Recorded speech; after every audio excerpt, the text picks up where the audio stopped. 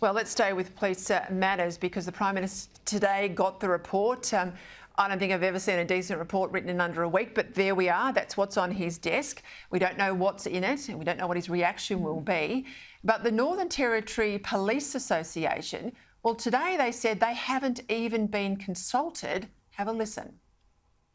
As a representative body or a key stakeholder and not being consulted, I guess the government gave the central controller 1 week to undertake this consultation, which is a little surprising in itself. As a representative body of some 99% of our police officers here, we certainly had no contact from her. I don't know about you, Adam, but the police would have been the first call I would make if you want a fair income review.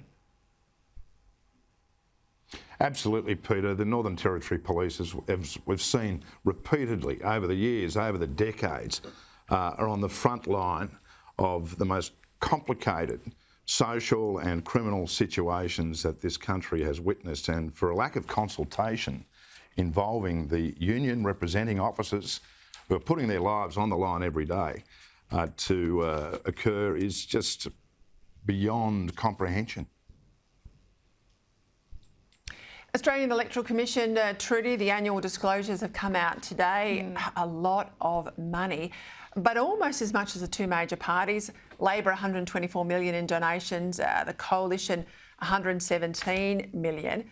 Clive Palmer, how much did he spend for bugger all return? Tell us more. Yeah, interesting, this number, $117 million, Clive Palmer, the biggest individual donor in this country at the election, and he donated it to his own party.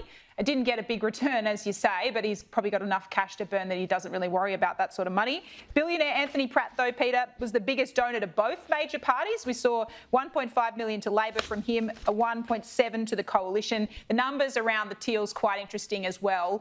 Climate 200 donations were $12 million. The biggest of that coming, not surprisingly, from tech billionaire Scott Farquhar, and the person who set up Climate 200, Simon Holmes a Court, put in a lazy mill, I think, of his own money. Hey, just quickly before we go, Adam, something that's always had support of Australians, booting out criminals who aren't Australian citizens, including obviously and contentiously New Zealanders.